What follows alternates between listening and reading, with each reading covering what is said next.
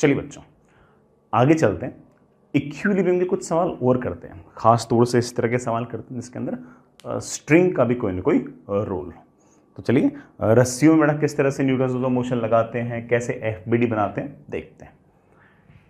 मैं एक एग्जाम्पल के थ्रू बात को स्टार्ट कर रहा हूं, सुनिएगा बच्चों। मान लीजिए कि आपके पास ये कोई दीवार है, बेटा दीवार नहीं छत है, और इस छत के साथ ऐसे एक मासलेस स्ट्रिंग है।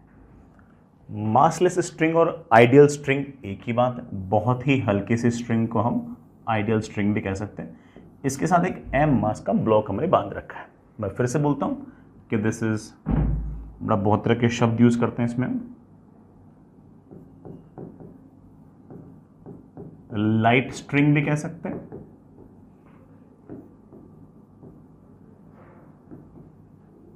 मासलेस स्ट्रिंग भी कह सकते हैं, और हम इसको आइडियल स्ट्रिंग भी कह सकते हैं। और इस आइडियल स्ट्रिंग से हम लोगों ने एक एम मास का ब्लॉक इस तरह से बांध रखा है। तो हमें यह पता करना है कि इस रस्सी के अंदर टेंशन कितनी होगी। सिंपल सा सवाल।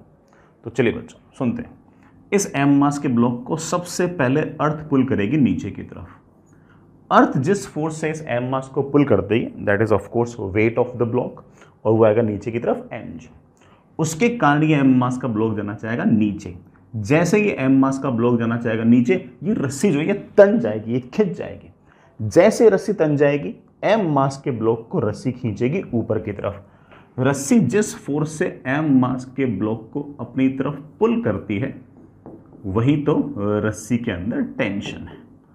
This tension is basically pull by the string. हम जानते हैं कि हमारा जो ब्लॉक है अब वो कहीं नहीं जा रहा, और अगर वो कहीं नहीं जा रहा तो इट ऑब्वियसली मीन्स कि ऊपर का फोर्स बराबर नीचे का फोर्स, और हम बड़े प्यार से कह सकते हैं कि T should be equal to mg। जो टेंशन है वो mg के बराबर आएगा। फिर एनफ।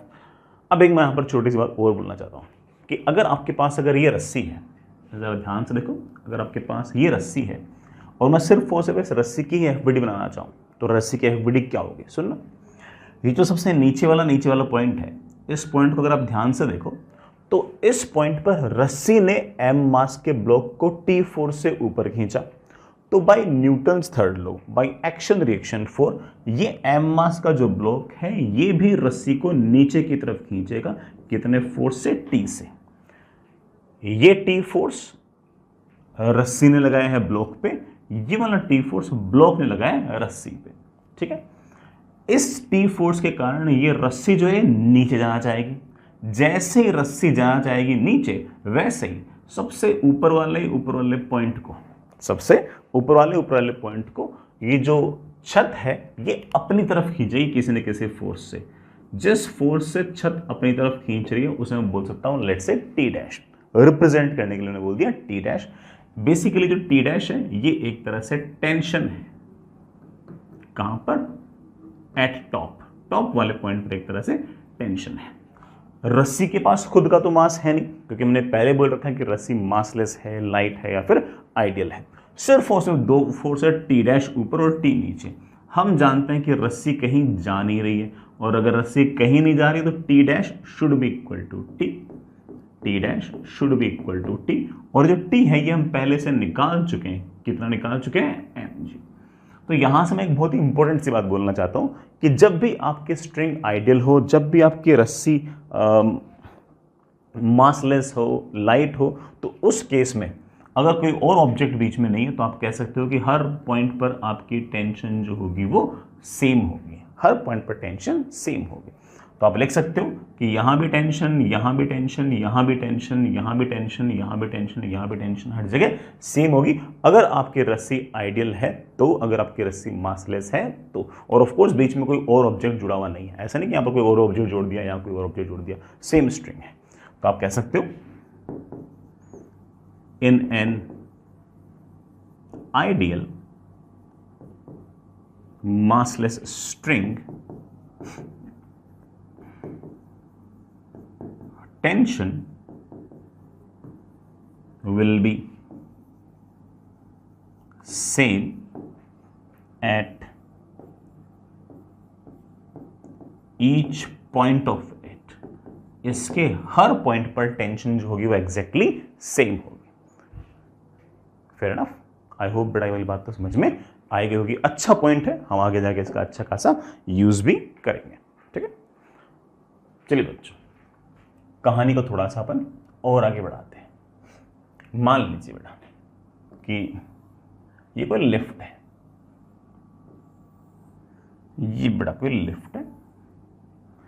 इस लिफ्ट के अंदर ये एक रस्सी, उसके साथ ये ब्लॉक, फिर एक रस्सी, फिर एक ब्लॉक, फिर एक रस्सी और फिर एक ब्लॉक। 3 रस्सियां, 1 2 3। This is string 1, this is string 2, this is string 3। तीनों स्ट्रिंग्स जो है वो आइडियल है, मासलेस हैं, लाइट है, जैसा बोलना चाहो वैसे बोल सकते हो। दीज आर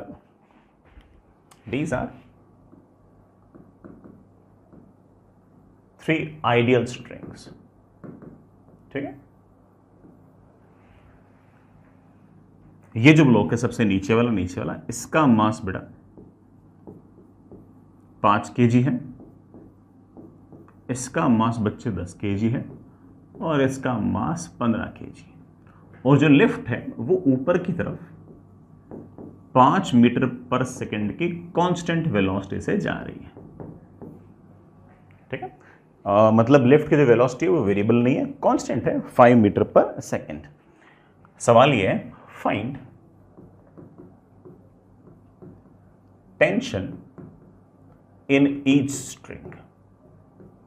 हर रस्सी के अंदर, स्ट्रिंग 1 के अंदर, स्ट्रिंग 2 के अंदर और स्ट्रिंग 3 के अंदर कितनी कितनी टेंशन है ये बताओ। बिल्कुल बताएंगे। सबसे पहले एक काम करो, है ना, आराम आराम से। सबसे पहले एक काम करो,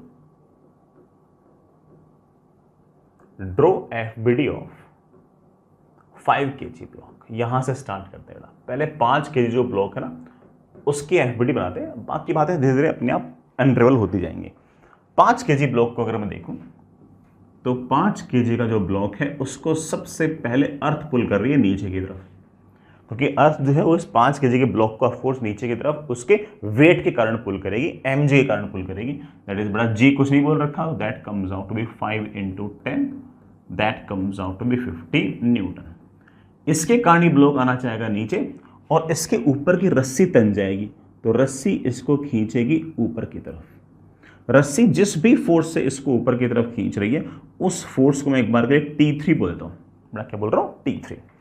that is let's say T3। 3 इसलिए बोल दिया कि बेटा ये रस्सी नंबर 3 थी। हम जानते हैं कि लिफ्ट के पास वेलोसिटी कांस्टेंट है, तो ऑफ कोर्स लिफ्ट के साथ ही बेटा ये ब्लॉक बंधा हुआ, तो इस ब्लॉक की वेलोसिटी भी तो कांस्टेंट है। अगर इसकी वेलोसिटी कांस्टेंट है तो ऑफ कोर्स आपका एक्सेलरेशन तो 0 है, तो ऊपर का फोर्स बराबर नीचे का फोर्स। T3 की वैल्यू आ गई मेरे पास 50 न्यूटन। Fair enough, easy. अब एक बार एफबीडी बनाते हैं, किसकी? 10 kg ब्लॉक की।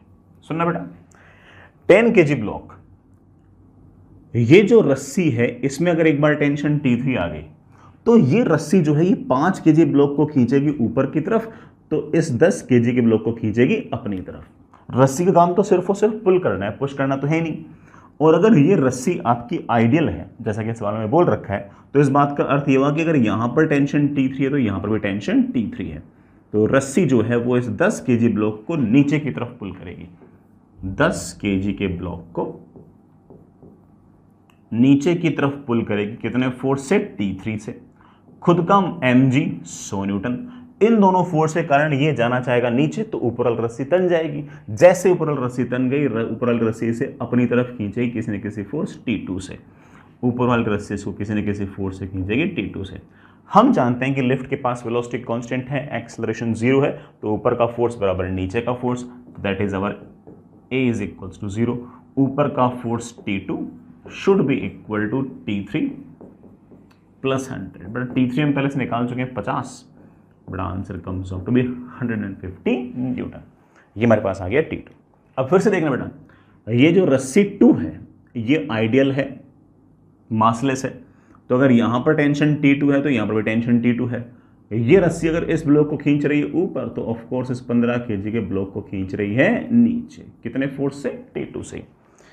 अगर मैं इस 15 kg ब्लॉक की अगर FBD बनाऊं, अगर मैं 15 kg ब्लॉक की अगर FBD बनाऊं तो कैसी बनेगी? ये रहा हमारा 15 kg का ब्लॉक। इस पर सबसे पहले नीचे की तरफ mg बड़ा mg तो 150, और ये जो रस्सी है, रस्सी नंबर 2 है, ये 10 kg के ब्लॉक को खींचते है ऊपर की तरफ तो 15 kg के ब्लॉक को खींचेगी नीचे की तरफ। रस्सी का काम तो सिर्फ और सिर्फ अपनी तरफ खींचना है। इस ब्लॉक को ऊपर खींचेगी, इस ब्लॉक को नीचे खींचेगी, और रस्सी आपकी आइडियल है तो इसलिए यहाँ टेंशन T2 तो यहाँ भी tension T2, that is T2। इन दोनों फोर्स के कारण ये ब्लॉक जाना चाहेगा नीचे, ऊपर और रस्सी तन जाएगी, उसमें लेट से टेंशन आ गया T1। हम बड़े आराम से कह सकते हैं कि T1 should be equal to T2 plus 150। T2 बड़ा हम पहले से निकाल चुके हैं, वो भी 150 है। सॉल्व करते this comes out to be 300 newton. ये हमारा बड़े आराम से आंसर आ चुका है। हम हर ब्लॉक की बड़े आराम से इस तरह से FBD बनाकर टेंशन वेंशन बड़े आराम से निकाल सकते हैं। मैं यहां पर आपको एक दो बातें और बताता हूं, सुनना। जैसे इस सवाल में कोई बच्चा कहते हैं कि सर मैं FBD of 5 kg plus 10 kg, मैं 5 kg की FBD अलग नहीं बनाता, 10 kg ब्लॉक की FBD अलग नहीं बनाता, दोनों की मिलकर बना लूं। हाँ बेटा बना सकते हो। सुनना, ये रहा आपका 5 kg, ये रहा 10 kg। इन दोनों के बीच में क्या कहानी है? सुनना बेटा, इन दोनों के बीच में क्या कहानी है? इस पर सबसे पहले लग रहा है नीचे की तरफ mg 50, इस पर नीचे की तरफ mg लग रहा है 100। इन दोनों के बीच में एक रस्सी है जो इसको ऊपर की तरफ खींच रही है T3 से, इसको नीचे की तरफ खींच रही है T3 से, और इस पूरे के पूरे सिस्टम को ऊपर वाली जो रस्सी है वो ऊपर की तरफ खींच रही है बेटा कितने से? T2 से। चेक कर लो बेटा, ये जो 10 और 5 kg अगर इनकी FBD बनाऊं तो ये T3 उस पर ऊपर, यहाँ पर T3 नीचे, इन दोनों को कुल मिलाकर ऊपर वाली रस्सी खींच रही है ऊपर की तरफ T2 से। हम बड़े इत्मीनान से ऐसा बोल सकते हैं कि देखो ऐसा है कि ये जो T3 है ना, ये तो इंटरनल फोर्स हो गया, 10 kg ब्लॉक पर लगाए नीचे और 5 kg ब्लॉक पर लगाए ऊपर, तो ये जो T3 है ये तो एक तरीके से हमारा इंटरनल फोर्स हो गया, और ये इंटरनल फोर्स तो हमेशा ही पेयर बनाकर कैंसिल हो जाएंगे। बेटा क्या हो जाएंगे? पेयर बनाकर कैंसिल कर देंगे एक दूसरे को। कैंसिल नजर भी आ रहा होगा क्योंकि एक ब्लॉक पर ऊपर लग रहा है तो एक ब्लॉक पर नीचे लग रहा है, तो कैंसिल हो गया। इस पूरे पर सिर्फ और सिर्फ अगर एक्सटर्नल फोर्स कोई है तो वो है ये और ये, और हम जानते हैं कि पूरा का पूरा सिस्टम जो है उसका कोई एक्सेलरेशन तो है नहीं, तो ऊपर का फोर्स बराबर नीचे का फोर्स। पूरे सिस्टम पर ऊपर लग रहा है T2 और नीचे लग रहा है 100 प्लस 50। हम बड़े आराम से कह सकते हैं कि T2 की वैल्यू आ गई है 150 न्यूटन। ऐसे हम बड़े आराम से T2 वाली जो टेंशन हम बड़े आराम से इस तरह से निकाल सकते हैं। I hope it's okay. ऐसे में एक काम और कर सकता हूं कि मैं है ना FBD बनाऊं, FBD of 5 kg plus 10 kg plus 15 kg, इन तीनों की मिलाकर FBD बनाऊं। देखो और आसान हो जाएगा हमारा काम। अगर मैं तीनों की मिलाकर FBD बनाऊंगा तो कहानी ऐसी है कि ये रही 15 kg, फिर एक रस्सी के साथ ये जुड़ा हुआ है किससे? 10 kg से, फिर एक रस्सी के साथ ये जुड़ा हुआ आपके 5 kg से। कौन से एक्सटर्नल फोर्सेस हैं? अर्थ पुल कर रही है mg 150 से, अर्थ पुल कर रही है mg 100 से, अर्थ पुल कर रही है 50 से। इस 5 kg के ब्लॉक पर T3 लग रहा है ऊपर, वही T3 बेटा इस पर लग रहा है नीचे, ये तो इंटरनल हो गया। ये 10 kg और 15 kg, इस 15 kg पर T2 लग रहा है ऊपर और इस 15 kg पर T2 लग रहा है नीचे, ये दोनों भी इंटरनल फोर्स हो गए। तो अगर मैं इस 15 प्लस 10 प्लस 5 को अगर सिस्टम मानूं, इसको अगर मैं सिस्टम मानूं, तो सिस्टम मानने पर ये दोनों जो T2s हैं और जो T3s हैं, ये सारे के सारे तो आपके इंटरनल फोर्स हो गए हैं, और ये एक दूसरे के ध्यान से देखो तो पेयर बनाकर कैंसिल कर रहे हैं। एक्सटर्नल फोर्स क्या है? तो आप बोलोगे कि सर ये तीनों ब्लॉक पर नीचे वाला mg एक्सटर्नल फोर्स है, और इन तीनों को लिफ्ट का जो सीलिंग है वो एक रस्सी के थ्रू ऊपर की तरफ खींच रहा है कितने फोर्स से? T1 से। ये T1 आपका एक्सटर्नल फोर्स है, 150 एक्सटर्नल फोर्स है, 100 एक्सटर्नल फोर्स है और 50 एक्सटर्नल फोर्स है। और हम बड़े आराम से कह सकते हैं कि ऊपर का फोर्स बराबर नीचे का फोर्स, क्योंकि आपके पूरे के पूरे सिस्टम के पास कोई एक्सेलरेशन तो है ही नहीं, और आप कह सकते हो कि T1 should be equal to, बड़ा बोलना, this plus this plus this, that is 150 plus 100 plus 50, that comes out to be 300 newton. I really hope कि बेटा आपको इस तरह से सिस्टम लेना धीरे धीरे समझ में आ गया होगा। सिस्टम हम हमारी सहूलियत के हिसाब से, ज़रूरत के हिसाब से बड़े आराम से ले सकते हैं। धीरे धीरे आपको आइडिया लगने लग जाएगा कि हमें सिस्टम कैसे कैसे चूज़ करना है और कौन सा सिस्टम चूज़ करने से हमारा सवाल थोड़ा सा रिलेटिवली आसान बनता है। ठीक है, समझ गए इस बात को? चलिए बच्चों,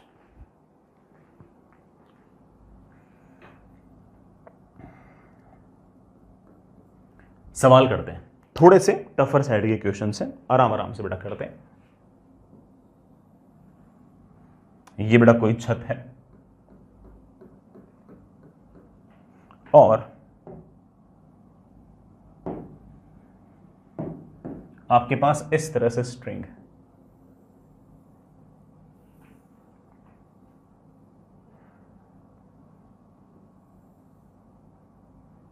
आपके पास इस तरह से बड़ा 3 स्ट्रिंग्स हैं। एक स्ट्रिंग बड़ा ये रही, इसका ये वाला जो एंगल है ये 53 है, ये वाला जो एंगल है बड़ा ये 37, आइडियल स्ट्रिंग्स है। और आपके पास ये एक थर्ड स्ट्रिंग है, ये वर्टिकल, और इसके साथ मैंने एक ब्लॉक बांध रखा है यू, जिसका मास है 20 kg। This is string 1, this is string 2, this is string 3। ये स्ट्रिंग 1 जो है ये ऑफ कोर्स बड़ा वर्टिकल है, ये बड़ा ऑब्वियसली वर्टिकल है। ठीक है, ये बड़ा छत है, ये छत बड़ा एक तरह से आपके पास हॉरिजॉन्टल है obviously. These are 3 ideal strings. Ideal मतलब मासलेस है, लाइट है। लाइट है इस बात का मतलब ये है कि स्ट्रिंग 1 के हर पॉइंट पर टेंशन सेम है, स्ट्रिंग 2 के हर पॉइंट पर टेंशन सेम है, स्ट्रिंग 3 के हर पॉइंट पर टेंशन सेम है। यही अर्थ हुआ। Find tension in each string. हर रस्सी के अंदर टेंशन निकालो, आराम से इत्मीनान से निकालो, कोई जल्दबाजी नहीं है, आराम से इत्मीनान से प्यार से निकालो। सबसे पहले ये 20 kg का ब्लॉक अर्थ पुल कर रही है नीचे की तरफ mg से, 20 × 10 बड़ा g के लिए 10 ले रहा हूं, 200 न्यूटन से। इस 200 न्यूटन के कारण ये m मास का ब्लॉक जाना चाहेगा नीचे, तो ये रस्सी तन जाएगी। ये रस्सी अगर तन गई तो रस्सी इसको अपनी तरफ किसी न किसी फोर्स से खींचेगी। जिस फोर्स से रस्सी इसको पुल कर रही है वही तो रस्सी की टेंशन है। टेंशन को नई चीज थोड़ी है, रस्सी पुल कर रही है इस 20 kg ब्लॉक को। और हम बड़े आराम से कह सकते हैं कि ये वाला जो ब्लॉक है ये जा तो कहीं रहा नहीं है। इस तरह से अगर रस्सियों से इस 20 kg ब्लॉक को अगर बांध दोगे तो बड़ा ब्लॉक तो कहीं जाएगा ही नहीं, और अगर ब्लॉक कहीं नहीं जाएगा तो ऑफ कोर्स ऊपर का फोर्स बराबर नीचे का फोर्स। T1 की मेरे पास वैल्यू आ गई है 200 Newton. This is the simplest of all. String 1 के अंदर टेंशन निकालना सबसे आसान था। अब सुनना, स्ट्रिंग 1 के हर पॉइंट पर टेंशन 200 200 200 200, तो इस पॉइंट पर भी टेंशन जो स्ट्रिंग 1 में होगी वो 200 ही होगी। बस इतना सा फर्क है कि रस्सी का काम है खींचना। तो ये जो नोड है, बड़ा नोड बोल दो, गांठ बोल दो, एक ही बात है। ये जो नोड है इसको रस्सी खींचेगी अपनी तरफ, और जिस फोर्स से रस्सी अपनी तरफ खींच रही है, स्ट्रिंग 1 अपनी तरफ खींच रही है, वही तो स्ट्रिंग 1 की टेंशन है। और स्ट्रिंग 1 की जो टेंशन है वो मैं पहले से निकाल चुका हूं, बड़ा कितनी है, 200 न्यूटन। इस फोर्स के कारण ये जो नोड है, ये जो गांठ है, ये जाना चाहेगी नीचे। जैसे ये गांठ जाना चाहेगी नीचे बेटा, वैसे आपकी स्ट्रिंग 2 और स्ट्रिंग 3 जो है बेटा वो भी तन जाएगी। और जैसे वो तन जाएगी, जैसे वो टॉट हो जाएगी बेटा, तन्ना को इंग्लिश में आप बोल सकते हैं टॉट। जैसे बेटा रस्सी टाइट होगी, तनेगी, वैसे ही ये रस्सी इस नोड को, इस गांठ को अपनी तरफ खींचेगी। ये मान लेते हैं कि अपनी तरफ खींच रही है किसी न किसी फोर्स T2 से, ये मान लेते हैं कि अपनी तरफ किसी न किसी फोर्स से खींच रही है T3 से। और ऑफ कोर्स आपका अब ये जो नोड है कहीं जा नहीं पाएगा। ठीक है बच्चों, यहां तक की कहानी समझ में आ गई होगी। अब होगा क्या, मैंने बड़ा ऐसे वर्टिकल लाइन की, सुनिएगा। ये वाला एंगल 53, ये वाला एंगल 90, तो ऑब्वियस बात है कि बेटा ये वाला एंगल आपका 37, ये वाला एंगल 37, ये वाला एंगल 90, तो बेटा ये वाला एंगल ऑब्वियस बात है बेटा कितना आ गया, 53। मैं इस नोड की अगर चाहूं तो अलग से FBD बना सकता हूं। ये रहा नोड, इस नोड को स्ट्रिंग 1 अपनी तरफ खींच रही है, T1 is equals to 100 newton से, सॉरी बेटा 100 नहीं 200 न्यूटन से। रस्सी 2 खींच रही है अपनी तरफ T2 से, जो मुझे निकालना है। T3 अपनी तरफ खींच रही है किसी न किसी फोर्स से, और जिस फोर्स से खींच रही है दैट इज, सॉरी रस्सी 3 खींच रही है T3 से, ये वाला एंगल 53, ये वाला एंगल 37। सर नोड जो गांठ है उसका mg क्यों नहीं लिख रहे? बेटा गांठ तो ऑब्वियस बात है रस्सी से तो बनी है, रस्सी का अगर मास 0 है तो नोड का मास भी तो 0 है। कहीं नोड जा रही है क्या? आप लोग ना सर नोड तो कहीं नहीं जा रही, तो नोड तो इक्विलिब्रियम में। सर इक्विलिब्रियम में है तो जैसी मर्जी बेटा वैसे सवाल करो, ऊपर का फोर्स बराबर नीचे का फोर्स, दाएं का फोर्स बराबर बाएं का फोर्स करना चाहो वैसे कर लो। आप ये भी कह सकते हो कि सर 3 फोर्स हैं और तीनों फोर्सेस का सम 0 आ रहा है, तो सर क्या मैं लामीज थ्योरम लगा सकता हूं? बिल्कुल लगा सकते हो लामीज थ्योरम में, तो एक लाइन में आंसर आ जाएगा। फिर भी मैं बेटा पूरा कर देता हूं। मैं बड़ा आराम से कह सकता हूं कि T2 के 2 कंपोनेंट आएंगे, ऊपर की तरफ आएगा T2 का cos 37, इस तरफ आएगा T2 का sin 37। नीचे की तरफ 200 न्यूटन तो है ही। T3 के 2 कंपोनेंट आएंगे, T3 का इधर की तरफ कंपोनेंट आएगा T3 का sin 53, sin 53, और ऊपर की तरफ आएगा ऑफ कोर्स T3 का cos 53। हम जानते हैं कि बेटा ऑफ कोर्स हमारा जो नोड है वो तो इक्विलिब्रियम पे है, तो ऊपर का फोर्स और नीचे का फोर्स, लेफ्ट का फोर्स और राइट का फोर्स, तो हॉरिजॉन्टल डायरेक्शन में नेट फोर्स 0 किया तो T2 sin 37 is 3/5 should be equal to T3 sin 53 is 4/5। बड़ा 5 से 5 कैंसिल। वर्टिकल डायरेक्शन में अगर मुझे न्यूटन्स लॉज ऑफ मोशन लगाना है तो लिखता हूँ T2 cos 37 is of course 4/5 plus T3 का cos 53, बेटा cos 53 is 3/5 should be equal to 100। यहां से T2 को एलिमिनेट करोगे तो T3 आ जाएगा, T3 को एलिमिनेट करोगे तो T2 आ जाएगा। मैं करके दिखाऊं? चलो ठीक है। 4 times T2 plus 3 times T3, बेटा T3 को मैं क्या लिख सकता हूं?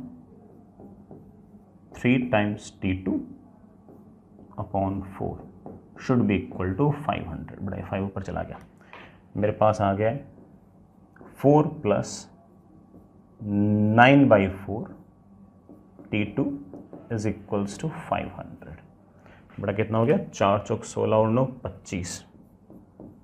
T2 is equals to 500 into 4 upon 25। बड़ा 25 से ये कैंसिल, ये कितना हो गया 20, बड़ा this comes out to be 80। तो T2 आ गया 80 न्यूटन। T2 को मैंने रखा 80, तो T3 बेटा मेरे ख्याल से आ गया 60। अगर आप चाहते तो लामीज थ्योरम से तो और आसानी से आप सारे आंसर को निकाल सकते थे, है ना, कोई बहुत बड़ी टास्क नहीं थी। I hope it's okay. आगे चलते हैं।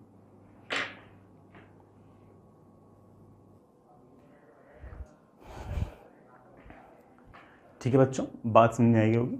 आगे चलते हैं, एक थोड़ा सा टफर साइड का सवाल और करते हैं। मतलब कॉन्सेप्चुअली टफ नहीं है, थोड़ा लेंथ के अंदर सवाल थोड़ा सा टफ हो सकता है। आराम से बेटा सुनिएगा, समझिएगा। ठीक है, आपके पास बच्चों इस तरह की कहानी है। बेटा ये हॉरिजॉन्टल छत है, ये वर्टिकल वॉल है। ठीक, मैं लिख दूँ, ये आपके पास बेटा वर्टिकल वॉल है, दीवार है। ये आपके पास हॉरिजॉन्टल छत है। हॉरिजॉन्टल बड़ा छत को क्या बोलते हैं? रूफ बोलते हैं क्या? ठीक है, रूफ बोल दो, सीलिंग बोल दो, आपकी मर्जी। और आपके पास situation is something like this.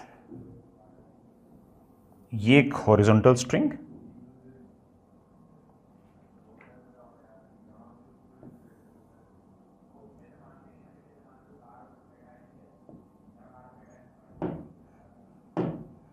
ये एक वर्टिकल स्ट्रिंग। ठीक है ना, इसके बाद और भी स्ट्रिंग्स हैं।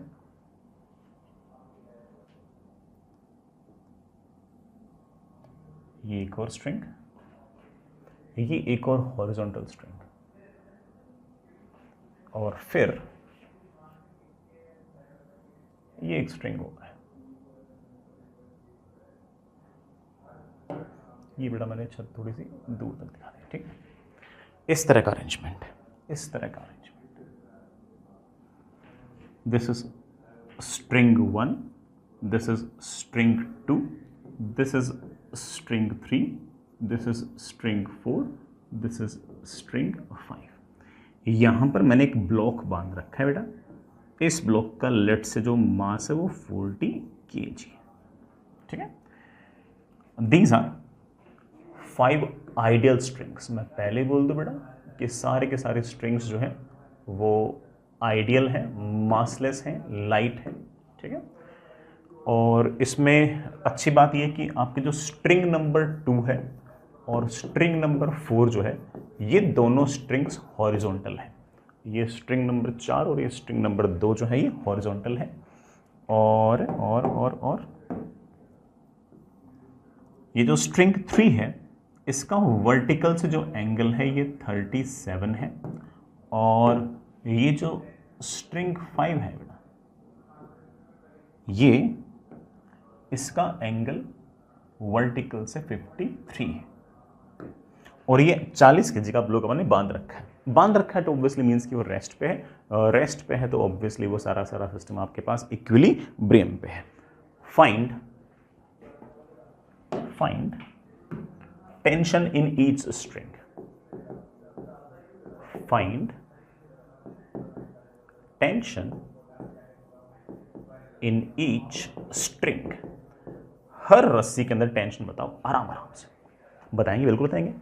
40 kg ब्लॉक को सबसे पहले अर्थ पुल कर रही है नीचे की तरफ, m/g बड़ा 400 न्यूटन से। उसके कारण ये ब्लॉक जाना चाहेगा नीचे। जैसे ब्लॉक जाना चाहेगा नीचे, रस्सी 1 तन जाएगी। जैसे बेटा रस्सी 1 तन गई, मतलब स्ट्रिंग 1 तन गई बेटा, वो अपनी तरफ किसी न किसी फोर्स से खींचेगी, that is of course T1। हम जानते हैं कि 40 kg का ब्लॉक कहीं नहीं जा रहा, तो ऊपर का फोर्स बराबर नीचे का फोर्स, और हम बड़े प्यार से लिख देंगे T1 is equals to 400 Newton. लेकिन जैसे इस रस में टेंशन 400 न्यूटन आई, यहां भी टेंशन 400 न्यूटन, यहां भी 400, यहां भी 400, यहां भी 400।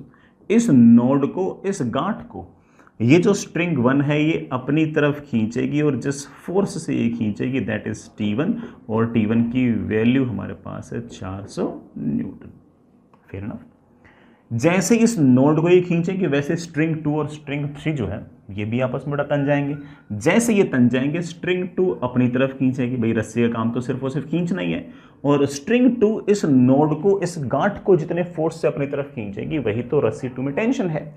स्ट्रिंग 3 भी तन जाएगी और वो भी अपनी तरफ खींचेगी किसी न किसी फोर्स से। जिस फोर्स से ये खींचेगी that force is of course T3। T3 is tension in 3। अब मैं बड़े आराम से इस नोड की एफबीडी बना सकता हूँ। बड़ा बनाना, इस नोड की एफबीडी बनाना। T2 लग रहा है इधर, T1 मतलब 400 न्यूटन लग रहा है ऐसे, और T3 लग रहा है ऐसे, और ये वाला जो एंगल है, दिस एंगल इज 37 डिग्री। आगे की हम कहानी जानते ही हैं। 3 फोर्सेस लग रहे हैं और तीनों का सम 0 है, तो चाहो तो बड़ा लामीज थ्योरम लगा दो, अदरवाइज आप कह सकते हो सर ऊपर का फोर्स बराबर नीचे का फोर्स, लेफ्ट का फोर्स बराबर राइट का फोर्स, जैसा आपको अच्छा लगे वैसे कहो। मैं बड़े आराम से कह सकता हूं कि T2 ऐसे, 400 न्यूटन ऐसे। T3 के 2 कंपोनेंट, ऊपर की तरफ आएगा T3 का cos 37 इज 4T3/5। इस तरफ आएगा T3 का sin 37, that is 3 times T3/5। ऊपर का फोर्स बराबर नीचे का फोर्स, बड़ा मेरे पास आ गया 4T3/5 should be equal to 400। It gives me T3 is equals to 500 newton. अच्छी बात है बेटा। हॉरिजॉन्टल डायरेक्शन में लेफ्ट का फोर्स और राइट का force, T2 should be equal to 3/5 times T3। T3 is 500 Newton.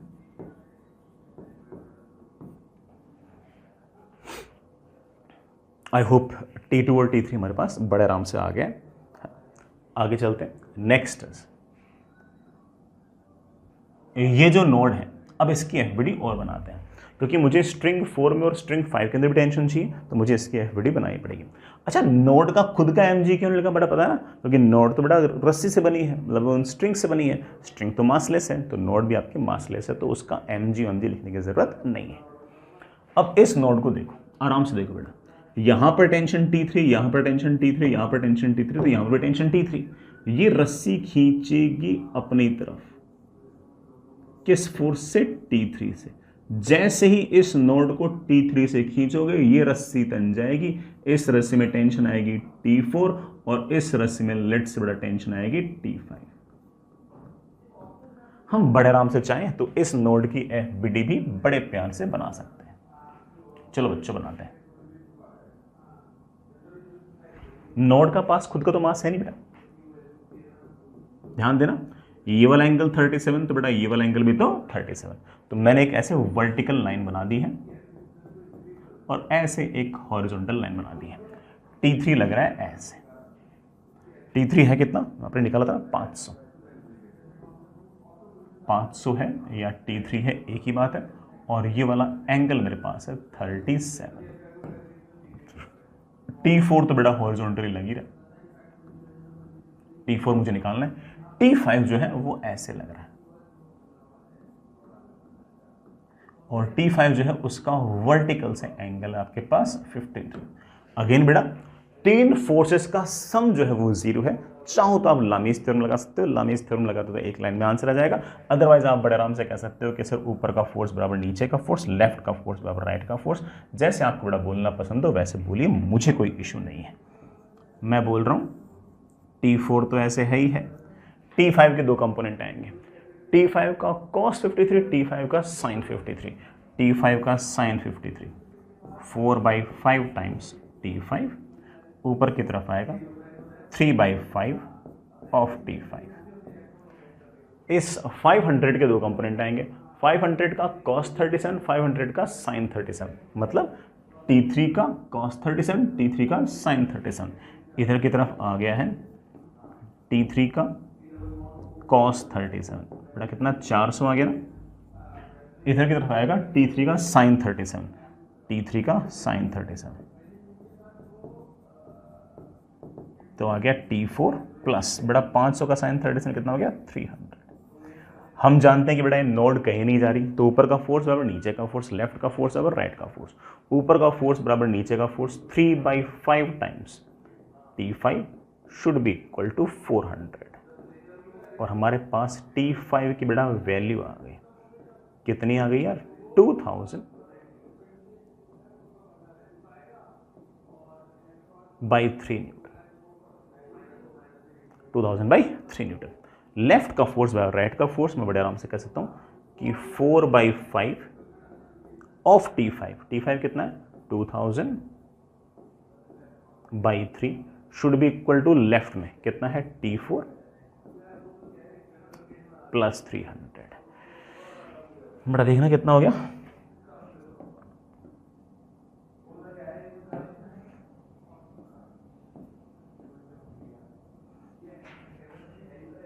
T4 आ गया 1600/3 माइनस 300, बेटा 1600 माइनस 900 बेटा कितना हो गया 700, दैट इज 700/3 न्यूटन। ये हमारा आंसर आ गया बेटा, ये हमारा T4 आ गया। सारा आ गया ना, सारा है। लामीज थ्योरम से निकालना चाहते हैं आप, लामीज थ्योरम से भी निकाल ही सकते थे। आगे चलते हैं, चलिए बच्चों आगे चलते हैं। एक छोटा सा सवाल और, आराम से बेटा सुनिएगा, समझिएगा। एक सवाल बेटा और करते हैं। आपके पास सिचुएशन इस तरह से कि ये हॉरिजॉन्टल, ये कोई इंक्लाइंड प्लेन है, इस इंक्लाइंड प्लेन का एंगल ऑफ इंक्लिनेशन जो है ये थीटा है, और इस पर एक m मास का ब्लॉक है बेटा, एक m मास का ब्लॉक है। इस m मास के ब्लॉक को हम लोग ऐसे एक स्ट्रिंग से बांध रखा है, हम लोग मासलेस आइडियल स्ट्रिंग है, उससे अपने इसको बांध रखा है। It is massless ideal string से हम लोगों ने इसको बांध रखा है। ये जो सरफेस है ये बेटा टोटली स्मूथ है। इस चैप्टर में सारी सरफेसेस स्मूथ रहेंगी। फ्रिक्शन तब आएगा जब हम अलग से चैप्टर पढ़ेंगे फ्रिक्शन नाम से, तब तक बेटा सारी सरफेस आपकी स्मूथ है। सवाल बहुत ही ऑब्वियस है बेटा, दो सवाल पूछ रहा हूं मैं यहाँ पर। फाइंड नहीं, ऐसे स्टार्ट करते हैं। पहला, ड्रॉ एफबीडी ऑफ ब्लॉक। सबसे पहले इस ब्लॉक की एफबीडी बनाओ, सारे फोर्सेस दिखाओ। दूसरा सवाल, find normal force on block. बड़ा ब्लॉक पर नॉर्मल फोर्स बताओ। और तीसरा, find tension in string. String के अंदर टेंशन बताओ। इतना सा काम है, हमारा काम चल जाएगा। चलिए शुरुआत करते हैं एफबीडी बनाने से। ये इंक्लाइंड प्लेन एम मास का बेटा ब्लॉक। हम जानते हैं कि इस ब्लॉक को सबसे पहले तो अर्थ पुल करेगी। अर्थ तो हमेशा पुल करती है वर्टिकली डाउनवर्ड्स, तो अर्थ पुल करेगी नीचे की तरफ। कितने फोर्स से बेटा? एम जी।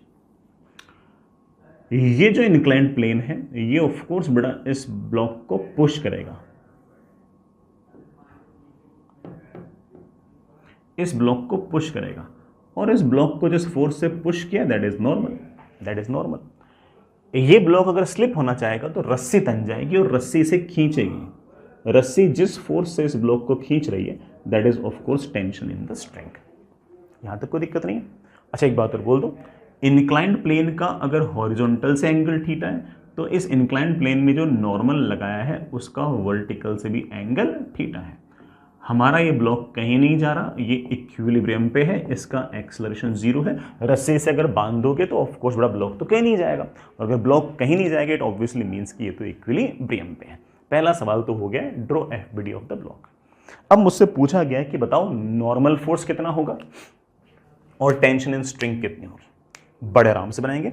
चलो अगले पेज बनाते हैं, आराम से बनाते हैं।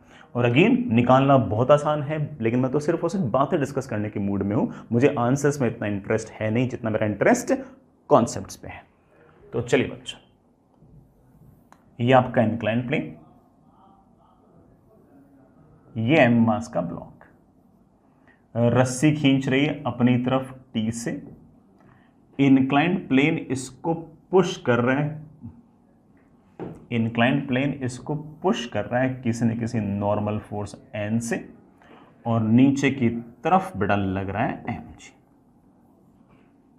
ये आपका वर्टिकल से एंगल थीटा, ये आपका हॉरिजॉन्टल। बेटा रस्सी में जो टेंशन है ना वो तो इंक्लाइंड प्लेन के अलोंग ही है। इंक्लाइंड प्लेन और हॉरिजॉन्टल के बीच में एंगल कितना आएगा? थीटा। सबसे पहले मेरे बच्चों के दिमाग में आता है कि सर अगर इक्विलिब्रियम है तो क्या मैं ऐसा कर लूं, ऊपर का फोर्स बराबर नीचे का फोर्स, लेफ्ट का फोर्स बराबर राइट का फोर्स? बेटा बिल्कुल कर सकते हो, मर्जी है आपकी, बिल्कुल कर सकते हो। और फोर्सेस इस तरह से आएंगे, नीचे की तरफ तो एम जी है ही है। टेंशन के दो कंपोनेंट आएंगे, थीटा की तरफ वाला कंपोनेंट आएगा टेंशन का कॉस थीटा, और ये वाला आएगा टेंशन का साइन थीटा। नॉर्मल के दो कंपोनेंट आएंगे, ये आएगा एन का कॉस थीटा, ये आएगा एन का साइन थीटा, ये आएगा एन का साइन थीटा, और ऊपर की तरफ आएगा एन का कॉस थीटा। हमें तो सिंपल न्यूटन्स लगाना आता है पहले वर्टिकल डायरेक्शन में। वर्टिकल डायरेक्शन में कहीं कोई एक्सेलरेशन नहीं है तो ऊपर का फोर्स बराबर नीचे का फोर्स। हम बड़े आराम से कह सकते हैं कि टी का साइन थीटा प्लस नॉर्मल का cos theta should be equal to M g. This is my equation number 1। Horizontal direction में हम जानते हैं कि हमारे ब्लॉक का कोई एक्सेलरेशन नहीं है, तो लेफ्ट का फोर्स और राइट का फोर्स हम बड़े प्यार से कह सकते हैं कि टी का cos theta should be equal to N का साइन थीटा। एन और टी दो अननोन है, उनको सोल्व करने के लिए कितने इक्वेशन चाहिए? दो चाहिए, दो है। एन को एलिमिनेट करोगे तो टी आ जाएगा, टी को एलिमिनेट करोगे तो एन आ जाएगा। तो चलिए मैं यहां से उठा के यहां रखता हूं। टी को मैं बड़े आराम से लिख सकता हूं N sine theta upon cos theta. मैंने टी को उठा के यहां रख दिया, times sine theta plus N cos theta should be equal to M g. बड़ा देखना क्या बन गया, एन तो बाहर आ गया और मैं ब्रैकेट में मेरे पास क्या आ गया, ब्रैकेट में मेरे पास आ गया है साइन स्क्वायर थीटा, बड़ा कॉस था ऊपर जाएगा तो plus cos square theta upon cos theta is equals to M G. बेटा sine square theta plus cos square theta is 1, normal की वैल्यू बड़े प्यार से हमारे पास आ गई है एम जी कॉस थीटा। इस नॉर्मल को जैसे मैंने यहां पर रखा, टेंशन की वैल्यू अगेन बेटा बड़े इत्मीनान से मेरे पास आ गई है M g sine theta and these are our answers. Fair enough. मैं ये नहीं कहता कि सवाल करने का बेस्ट तरीका है, लेकिन हमारे दिमाग में ये आया कि हमारी आदत पड़ चुकी है ऊपर का फोर्स और नीचे का फोर्स, लेफ्ट का फोर्स और राइट का फोर्स। कोई बच्चा कहे मैं ऐसा करना चाहूँ, बड़ा कर सकते हो और आपके आंसर आएंगे N is equals to M G cos theta and tension equals to M g sine theta. ठीक है, तो चलिए सर क्या हम किसी और तरीके से सोच सकते हैं? बिल्कुल सोच सकते हो। ये आपका इंक्लाइंड प्लेन, ये हॉरिजॉन्टल, ये एम मास का ब्लॉक, एम जी लग रहा है ऐसे, नॉर्मल लग रहा है इंक्लाइंड प्लेन के परपेंडिकुलर, टेंशन लग रहा है इंक्लाइंड प्लेन के अलोंग। अब सुनना बेटा, मैंने एक लाइन खींच दी, ये लाइन है इंक्लाइंड प्लेन के अलोंग और ये लाइन है इंक्लाइंड प्लेन के perpendicular. This one is along inclined plane and this one is perpendicular to inclined plane। ठीक है, अब मैं कह रहा हूं कि अगर इक्विलिब्रियम पे है और सवाल में बोल रखा है कि इक्विलिब्रियम पे, तो ऐसा थोड़ी कि वर्टिकल और हॉरिजॉन्टल में नेट फोर्स जीरो होगा, इंक्लाइंड प्लेन के अलोंग भी नेट फोर्स जीरो होना चाहिए, इंक्लाइंड प्लेन के परपेंडिकुलर डायरेक्शन में नेट फोर्स जीरो होना चाहिए। तो सारे फोर्सेस को इन दो डायरेक्शन में रिजोल्व करने की कोशिश करते हैं। सुनना बेटा, ये वाला एंगल थीटा, ये वाला एंगल 90, तो ये वाला एंगल 90 माइनस थीटा, थीटा ये वाला 90 माइनस थीटा, तो ये वाला एंगल आएगा आपके पास थीटा। एम जी का कंपोनेंट थीटा की तरफ जो आएगा वो आएगा एम जी कॉस थीटा और उसके परपेंडिकुलर जो आएगा वो आएगा एम जी साइन थीटा। कोई बच्चा अब कह दे कि सर मैं तो न्यूटन्स लॉ लगा रहा हूं, वो भी अलोंग इनक्लाइंड प्लेन, तो एक लाइन में आपका आंसर जाएगा। इंक्लाइंड प्लेन के अलोंग हम जानते हैं कि इस ब्लॉक के पास ना तो ऊपर एक्सेलरेशन है ना नीचे एक्सेलरेशन, सॉरी ना तो अप द इंक्लाइन एक्सेलरेशन ना डाउन द इंक्लाइन। तो ऊपर का फोर्स बराबर नीचे का फोर्स, अप द इंक्लाइन का फोर्स बराबर down the incline. Up the incline एक ही फोर्स लग रहा है, कौन सा? टेंशन। डाउन द इंक्लाइन सिर्फ और सिर्फ एक ही फोर्स लग रहा है, एम जी साइन थीटा। वही न्यूटन्स लॉज ऑफ मोशन कोई बच्चा बोलते कि sir along perpendicular to inclined plane, inclined plane के परपेंडिकुलर डायरेक्शन में न्यूटन्स लॉ ऑफ मोशन लगा दो, बड़ा बिल्कुल लगा दो। इंक्लाइंड प्लेन के परपेंडिकुलर डायरेक्शन में सिर्फ दो फोर्स है, नॉर्मल है और एम जी का कॉस थीटा है। और हम जानते हैं ब्लॉक का एक्सेलरेशन ना तो इधर है ना इधर है, हम सीधा कह सकते हैं कि नॉर्मल की value must be equal to M g का कॉस थीटा, और हम बड़े आराम से बड़े प्यार से आंसर ला सकते हैं। समझ गए बेटा इस बात को? ये हमारा एक उसी बात को सोचने का दूसरा तरीका हो गया। इवन कोई बच्चा कहते हैं सर क्या मैं लामीज थ्योरम लगा सकता हूं? अच्छा बेटा, ये लामीज थ्योरम तुम्हारे दिमाग में आई कैसे? आप हो गए सर मेरे दिमाग में ऐसे आई कि तीन फोर्स हैं, नॉर्मल, टेंशन और एम जी, और तीनों का रिजल्टेंट जीरो है, तो सर ये तो काफी हद तक लामीज थ्योरम वाली बातें हैं। हाँ बेटा बिल्कुल है, देखना लामीज थ्योरम में क्या क्या होता है। एम जी ऐसे, एम जी ऐसे, टेंशन ऐसे, नॉर्मल ऐसे। नॉर्मल और टेंशन के बीच तो एंगल 90 है, तो ये वाला तो एंगल 90, ठीक है बेटा। ये वाला एंगल थीटा था वर्टिकल के साथ, तो नॉर्मल और एम जी के बीच में एंगल आएगा, नॉर्मल और एम जी के बीच में एंगल आएगा 180 माइनस थीटा,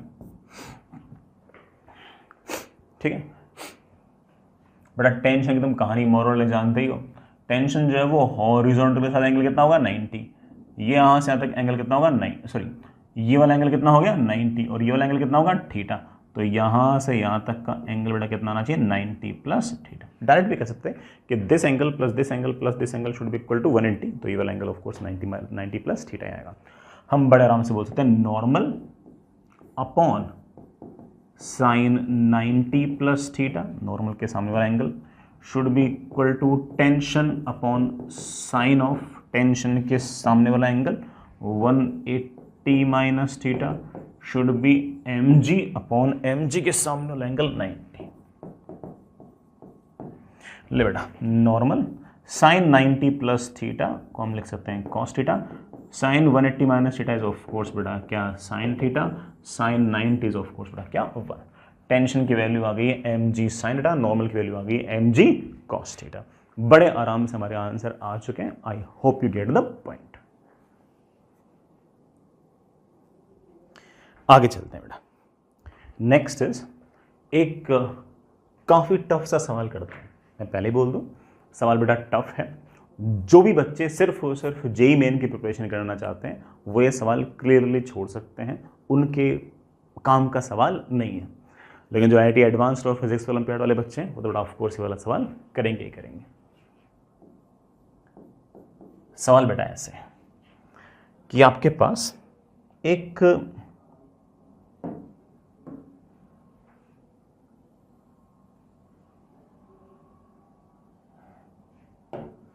इस तरह से हॉरिजॉन्टल वॉल है बड़ा, इस तरह की सॉरी बेटा हॉरिजॉन्टल रूफ है, इस तरह से छत है, और इस छत के साथ हमने एक चेन लटका रखी बड़ा ऐसे, एक यूनिफॉर्म चेन लटका रखी है। m मास की चेन है बेटा, ये m मास की यूनिफॉर्म चेन है। वेन ऐसे यूनिफॉर्म चेन है तो इस बात का मतलब है कि हर बराबर बराबर लेंथ पर बराबर बराबर मास है। ये वाला एंगल थीटा है, बाई सिमेट्री बड़ा ये वाला एंगल भी आपका थीटा है। ये वाला जो पॉइंट है मैं इसको एक बार के लिए A बोल रहा हूँ, ये वाला जो पॉइंट है बड़ा मैं इसे एक बार के लिए B बोल रहा हूँ।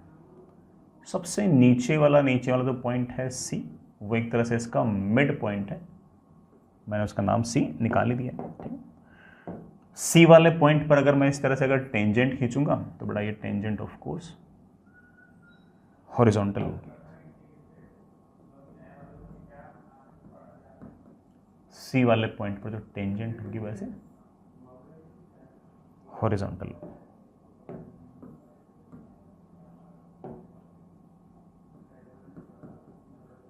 ठीक है,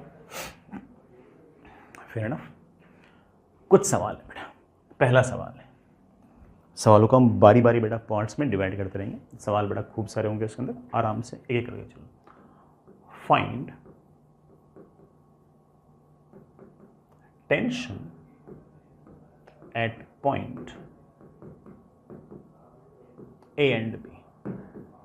पॉइंट A और B पर इस रोप के अंदर टेंशन कितनी हो बेटा? रोप बोल दो, चेन बोल दो, एक ही बात है बेटा। इसको आप रोप भी कह सकते हो, आप इसको चेन भी कह सकते हो, कोई इशू नहीं। A पॉइंट पर और B पॉइंट पर टेंशन कितनी होगी?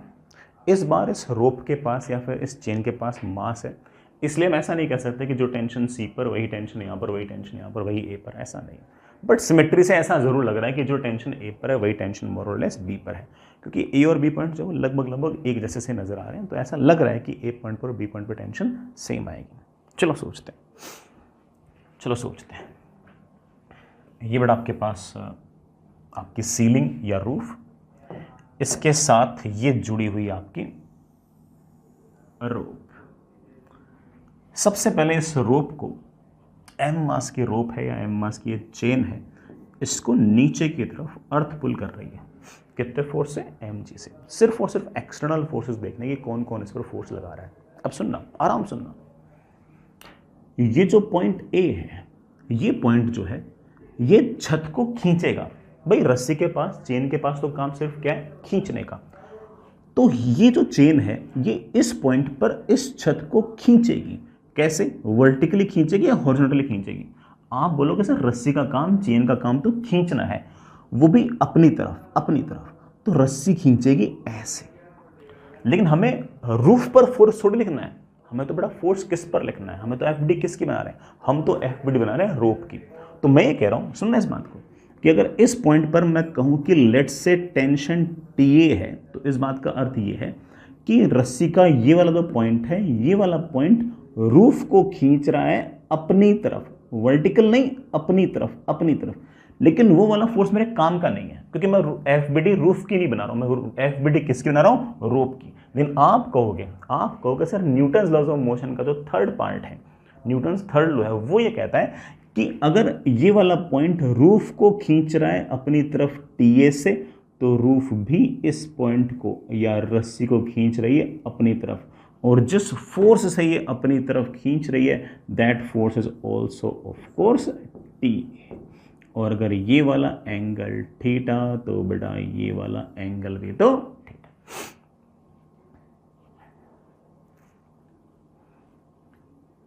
Fair enough. मैं रिपीट करूं इस बात को, इस पॉइंट पर अगर टेंशन TA है तो ये वाला जो पॉइंट है, इस पॉइंट पर रस्सी जो है वो दीवार को, छत को खींचेगी अपनी तरफ, वर्टिकल नहीं, अपनी तरफ। लेकिन वो वाला फोर्स मेरे काम का नहीं है। मेरे लिए क्या काम का है कि इस रस्सी पर कौन से फोर्स लग रहे हैं। तो आप बोलोगे सर रस्सी अगर छत को खींचेगी यूं, तो छत रस्सी को खींचेगी ऐसे, बात खत्म। इसी तरह से इस पॉइंट पर मान लेता हूं कि टेंशन है TB जो मुझे निकालनी है, तो ये वाला जो पॉइंट होगा, ये ऑफ कोर्स छत को खींचेगा अपनी तरफ। भाई रस्सी का तो काम ही है कि अपनी तरफ खींच लो, तो रस्सी को खींचेगा अपनी तरफ, तो रस्सी को नहीं बेटा, रस्सी जो है वो छत को खींचेगी अपनी तरफ TB से। लेकिन वो फोर्स मेरे काम का नहीं, क्योंकि मैं छत की एफबीडी थोड़ी बना रहा हूं। मैं किसकी एफबीडी बना रहा हूं? मैं एफबीडी बना रहा हूं इस चेन की, मैं एफबीडी बना रहा हूं इस रोप की। तो ऑब्वियस बात है कि अगर ये वाले जो रोप है ये अगर इस छत को खींचेगी ऐसे, तो छत खींचेगी इसको ऐसे, और जिस फोर्स से खींचेगी that force is of course TB। और अगर ये वाला एंगल थीटा, तो बेटा ये वाला एंगल भी तो थीटा। अब हमारा काम बन गया। हम बड़े आराम से कह सकते हैं कि इस TA के दो कंपोनेंट आएंगे। ये वाला कंपोनेंट आएगा TA का कॉस थीटा, ये वाला कंपोनेंट आएगा TA का साइन थीटा, ये वाला कंपोनेंट आएगा TB का कॉस थीटा, और ये वाला कंपोनेंट मेरे पास आएगा TB का साइन थीटा। हम जानते हैं कि हमारी चेन ना तो लेफ्ट जा रही है ना राइट जा रही है, तो लटकी पड़ी है, तो ऑफ कोर्स लेफ्ट का फोर्स बराबर राइट का फोर्स। तो हॉरिजॉन्टल डायरेक्शन में मेरे प्यारे बच्चे बड़े आराम से लिख देंगे कि TA का cos theta is equals to TB का कॉस थीटा, और हम बड़े आराम से लिख सकते हैं कि TA is equals to TB। यही हाल बेटा वर्टिकल में ऊपर का फोर्स बराबर नीचे का फोर्स। ऊपर मेरे पास लग रहा है TA का साइन थीटा प्लस TB का साइन थीटा, लेकिन TA और TB तो सेम ही है, तो इसे भी TA साइन थीटा लिख दो, तो मेरे पास आ गया 2 times TA sine theta is equals to mg। हम बड़े आराम से कह सकते हैं कि टेंशन एट A या फिर टेंशन एट B बराबर आई है, और उसकी वैल्यू मेरे पास है mg/2 साइन थीटा। बढ़िया काम बेटा, आसान सा काम। आई रियली होप कि बेटा आपको सारी की सारी बात समझ में आई गई होगी।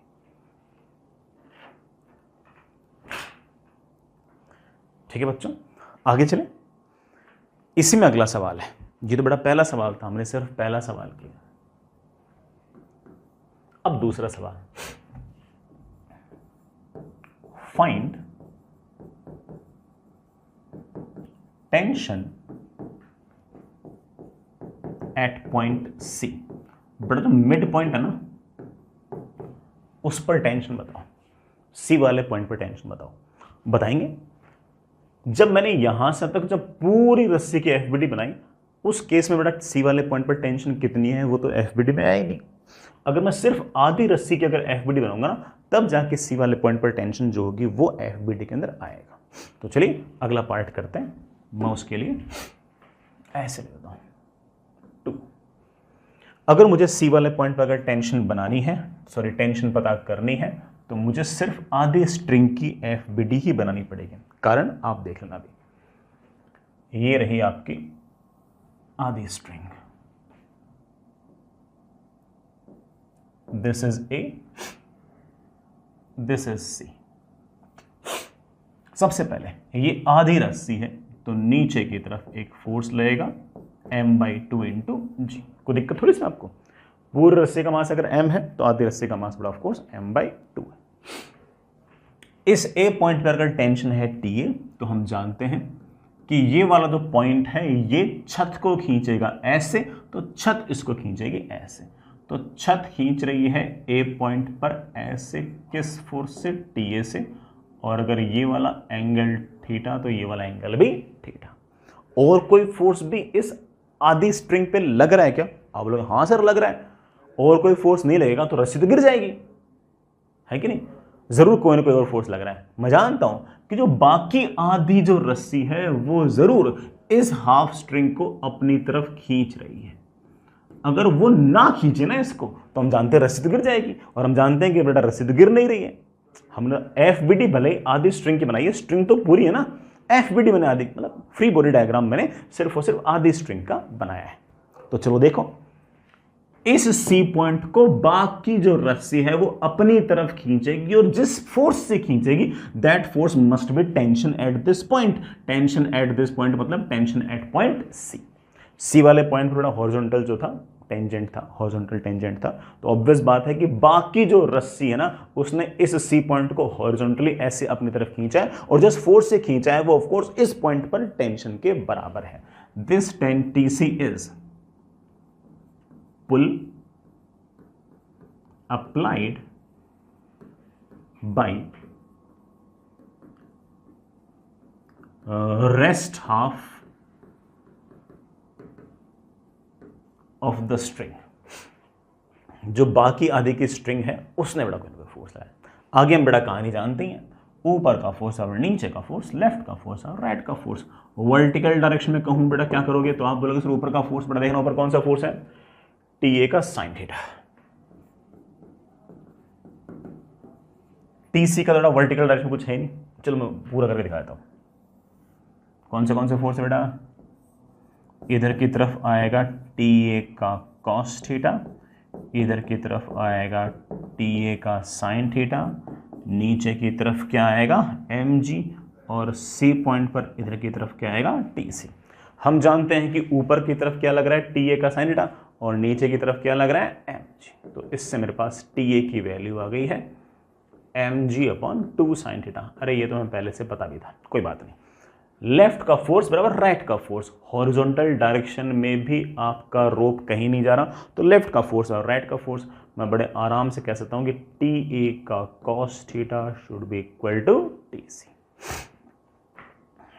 आ गया अपना आंसर बेटा, हमारे पास बड़े आराम से आ गया। TC is equal to TA की वैल्यू बेटा कितनी है mg/2 sine theta times cos theta, that comes out to B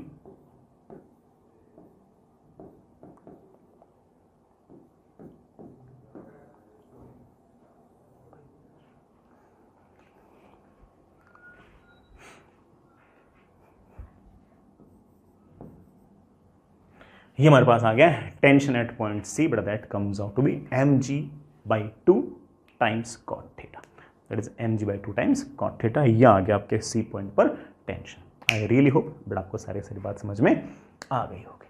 आगे चले, एक सवाल और।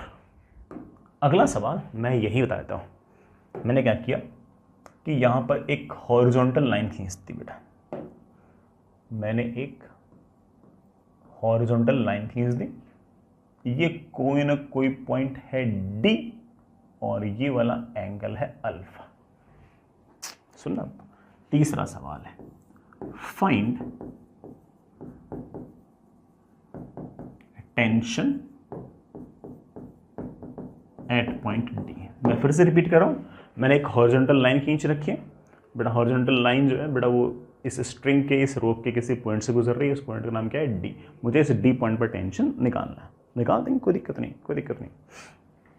चलिए बच्चों, तीसरा पार्ट करते हैं बेटा, नॉट दैट टफ, आराम से करते हैं। सबसे पहले ये रही आपकी छत, इसके बाद क्या है, इसके बाद ये रही आपकी रस्सी। इतनी सी रस्सी है। इस बार बेटा मैंने सिर्फ और सिर्फ A से लेकर D तक जो स्ट्रिंग है उसी की FBD बनाई है। सर A से जो D तक स्ट्रिंग है उसका मास कितना है बेटा, पता नहीं कितना है, मैं उसका मास लिख दिया m', तो नीचे की तरफ फोर्स लग रहा है m', ठीक है। ये वाला जो A पॉइंट है ये ऑफ कोर्स छत को खींचेगा अपनी तरफ तो छत उसको खींचेगी अपनी तरफ, छत इसको जितने फोर्स से खींचेगी that force is of course TA, ये वाला एंगल थीटा तो ये वाला एंगल थीटा। इस TA की बड़ा वैल्यू हम पहले से जानते ही हैं, mg/2 sin थीटा हम जानते हैं। अच्छा और कोई फोर्स भी है क्या? ऑफ कोर्स, ये जो इतनी सी रस्सी है इस पर और भी फोर्स लगेंगे। अगर और फोर्स नहीं लगते हैं बेटा, अगर और फोर्स नहीं लगते तो तुम जानते हो ये रस्सी बेटा नीचे गिर जानी चाहिए थी, नीचे गिरती तो है नहीं। इसको जो बाकी रस्सी है बेटा, जो बाकी आपकी स्ट्रिंग थी, आपकी जो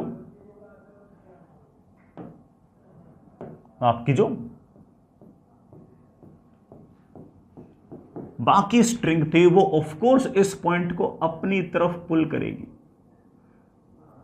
जो बाकी स्ट्रिंग है वो ऑफ कोर्स इस इतनी सी स्ट्रिंग को अपनी तरफ पुल करेगी और जिस फोर्स से पुल करेगी बेटा that force is of course tension at point D। और ये वाला एंगल मुझे सवाल के अंदर दे रखा है बेटा कितना? अल्फा। ये TD किसने लगाया? जो बाकी स्ट्रिंग है उसने ये वाला फोर्स लगाया। तो अगर मैं चाहूं तो बड़े आराम से इस इतनी सी स्ट्रिंग की FBD वापस से बना सकता हूं। सबसे पहले TA के दो कंपोनेंट आएंगे, ये आएगा TA का cos थीटा, कितना आ गया? That comes out to be mg/2 cot theta. इस तरफ आएगा TA का sin थीटा, ये कितना आ गया? mg/2। इतनी सी रस्सी का मास पता है नहीं तो मैंने उसको लिख दिया m-g। और इस D पॉइंट को अगर देखूं तो बाकी रस्सी ने इस पॉइंट को खींचा है अपनी तरफ, कितने फोर्स से? इस पॉइंट पर जो टेंशन है उसके बराबर फोर्स से। इस TD के दो कंपोनेंट आएंगे, ये वाला आएगा TD का cos अल्फा और ये वाला आएगा TD का sin अल्फा। ले बेटा ये आएगा TD। हम बड़े आराम से कह सकते हैं कि ऊपर का फोर्स बराबर नीचे का फोर्स, लेफ्ट का फोर्स बराबर राइट का फोर्स, क्योंकि इतनी रस्सी कहीं जा तो रही नहीं है और अगर जा नहीं रही है तो it must be at equilibrium. It must be at equilibrium, it obviously means that कि लेफ्ट का फोर्स बराबर राइट का फोर्स, ऊपर का फोर्स बराबर नीचे का फोर्स। लेकिन अगर मैं ऊपर का फोर्स बराबर नीचे का फोर्स करूंगा तो ये m-g आ जाएगा। m- मतलब इस इतनी सी रस्सी का मास जाएगा, इस इतनी सी रस्सी का मास तो हमें पता ही नहीं है। तो वर्टिकल डायरेक्शन में अगर इक्वेशन मैंने लिख भी ली तो मेरे काम की नहीं है। हाँ, हॉरिजॉन्टल डायरेक्शन में अगर मैं ऐसा कह दूं, अगर मैं हॉरिजॉन्टल डायरेक्शन में अगर ऐसा कह दूं कि लेफ्ट का फोर्स और राइट का फोर्स, मेरा काम बड़े आराम से बन जाएगा और मैं कह सकता हूं कि mg/2 टाइम्स का cot theta should be equal to TD का cos अल्फा। और हमारे पास D पॉइंट पर बड़े आराम से टेंशन आ गई बेटा, कितनी? mg/2 cot theta upon cos alpha. ये हमारा बेटा आंसर। वर्टिकल में इक्वेशन क्यों नहीं लिखी बेटा? वर्टिकल में मुझे m' पता नहीं है ना, इसलिए लिखी नहीं मैंने जानबूझ के। मुझे पता है कि हमारी जो रस्सी वो तो इक्विलिब्रियम पे है, तो लेफ्ट का फोर्स और राइट का फोर्स, ऊपर का फोर्स और नीचे का फोर्स। लेकिन नीचे वाले फोर्स में m-g भी था, m' तो हमें पता ही नहीं है कि m' कितना है। ठीक, ये हमारा आंसर आ गया, that is mg/2 cot theta upon cos alpha. Last सवाल है बेटा fourth, find mass of portion AD of chain या रोप। बेटा ये जो भी चेन या रोप है, इसका जो AD वाला पोर्शन है इसका मास बताओ। मास बताने के लिए अपन क्या करेंगे? ऊपर का फोर्स और नीचे का फोर्स। और अब TD हमें पता ही, हम बड़े आराम से कह सकते हैं कि हम इक्विलिब्रियम की इक्वेशन लगाएंगे। अब किस डायरेक्शन में इक्वेशन लगाएंगे? वर्टिकल में लगाएंगे। हम कहेंगे कि ऊपर का फोर्स बराबर नीचे का फोर्स, नीचे का फोर्स लिखेंगे तो m-g आएगा, m-g पता लग जाएगा, TD हमें पहले से पता ही है। तो वर्टिकल डायरेक्शन में आपको हो गया सर ऊपर की तरफ लग रहा है mg/2, नीचे की तरफ लग रहा है m-g प्लस TD का साइन अल्फा। हमारे पास आ गया m-g is of course mg/2 minus TD का साइन अल्फा। TD का साइन अल्फा क्या होगा? mg/2 cot theta, sine alpha upon cos alpha is of course बड़ा क्या? tan alpha. G से G गायब, और हमारे पास m डैश की बेटा वैल्यू आ गई है, कितनी आ गई है, m/2 1 minus cot theta tan alpha.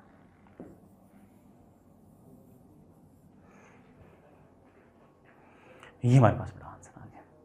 तो कोई हमसे पूछे कि इतनी सी रस्सी का या फिर इतनी सी चेन का, इतनी सी रोप का मास कितना है, हम बड़े आराम से निकाल सकते हैं, that is m/2 1 minus cot theta tan alpha. Direct निकालना मुश्किल था, लेकिन हमने सवालों को जिस सीक्वेंस में किया कि इससे ये निकाला, इससे ये निकाला, इससे निकाला, ऐसा करने पर बड़े आराम से ये आसान हो गया। मेरे ख्याल से सारी की सारी बात आपको समझ में आ ही गई होगी। ठीक है, मैं जानता हूँ कि थोड़ा सिचुएशन टफ थी, बट स्टिल सीखने लायक बात तो इसमें बहुत सारी थी। आगे चलते हैं। अच्छा चलो बच्चों आगे चलते हैं। नेक्स्ट इज अगला काम, but that is Newton's law for accelerating objects. अभी तक हम सिर्फ न्यूटन्स लगा रहे थे ऐसी बॉडीज पर जो इक्विलिब्रियम पे थी, तो उन पर फोर्स जीरो था। ये सवाल थोड़े से रिलेटिवली आसान थे। हम सिचुएशन थोड़ी सी और टाइटन अप कर रहे हैं और हम कहेंगे कि अब वो बॉडीज जो है वो एक्सेलरेट कर रही है। तो उस केस में आप लोग न्यूटन्स लॉ जानते हो। हमारा सेकंड लॉ कहता है कि F is equals to mass into acceleration. Force is always equals to mass into acceleration. Mass जो है ये कभी नेगेटिव तो हो नहीं सकता, इसलिए जिस तरफ फोर्स होगा उसी तरफ एक्सेलरेशन होगा। अगर फोर्स वर्टिकल में है तो एक्सेलरेशन भी वर्टिकल में, उल्टा भी कह सकता हूँ, अगर एक्सेलरेशन वर्टिकल में है तो पक्की बात है कि नेट फोर्स वर्टिकल में ही है। आप इस बात को इस तरह से भी तोड़ सकते हो। आप ये कह सकते हो कि force along x axis is always equals to mass into acceleration along x axis. X axis का अगर एक्सेलरेशन निकालना हो ना, तो सिर्फ और सिर्फ एक्स एक्सिस के अलोंग फोर्स को देखो, बाकी सब फोर्सेस को भूल जाओ। इसी तरह से आप कह सकते हो कि force along y axis is equals to mass into acceleration along y axis. इसी तरह से आप कह सकते हो कि force along z axis is equals to mass into acceleration along z axis. Simple शब्दों में कहूँ तो मैं ऐसा कह सकता हूँ कि force along horizontal direction is equals to mass into acceleration along horizontal direction. Horizontal direction का अगर एक्सेलरेशन चाहिए तो सिर्फ और सिर्फ हॉरिजॉन्टल डायरेक्शन के ही फोर्सेस को देखने की जरूरत है, बाकी फोर्सेस को आप चाहो तो नेग्लेक्ट कर सकते हो। इसी तरह से force along vertical direction is always equals to mass into acceleration along vertical direction. कभी कभी ऐसा भी कह सकता हूं कि force along inclined plane must be equals to mass into acceleration along inclined plane.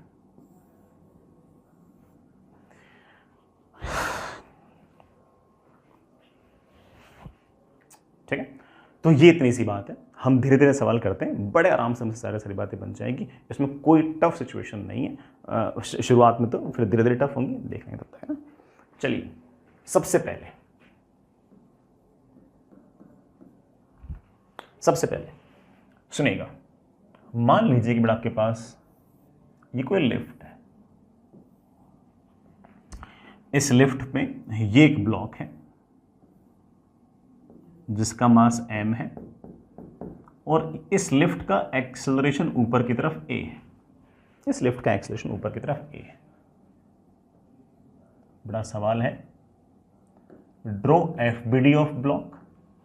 बड़ा ब्लॉक की FBD बनाओ and find normal force on block. Block पर आखिर नॉर्मल फोर्स कितना है यही बताओ। आखिर ब्लॉक पर नॉर्मल फोर्स किसने लगाया होगा? जो लिफ्ट है उसकी जो छत नहीं बेटा, क्या फर्श, फ्लोर है ना, उसने कोई ना कोई नॉर्मल फोर्स लगाया होगा। चलो देखते हैं। इस m मास के ब्लॉक की अगर बात करें तो सबसे पहले इस m मास के ब्लॉक को अर्थ पुल कर रही है नीचे की तरफ, कितने फोर्स से? mg से। जो इसका फ्लोर है बेटा, लिफ्ट का जो फ्लोर है वो इसको पुश करेगा किसी न किसी फोर्स से, दैट इज नॉर्मल। हम जानते हैं कि लिफ्ट का एक्सेलरेशन ऊपर की तरफ a, तो ब्लॉक m का एक्सेलरेशन भी ऊपर की तरफ है a। एक्सेलरेशन है ऊपर की तरफ तो ऑफ कोर्स नेट फोर्स भी होना चाहिए ऊपर की तरफ। ऊपर की तरफ आखिर नेट फोर्स है कितना? सुना आपने इस बात को, मैंने क्या कहा? एक्सेलरेशन है ऊपर तो नेट फोर्स भी कितना होना चाहिए? ऊपर।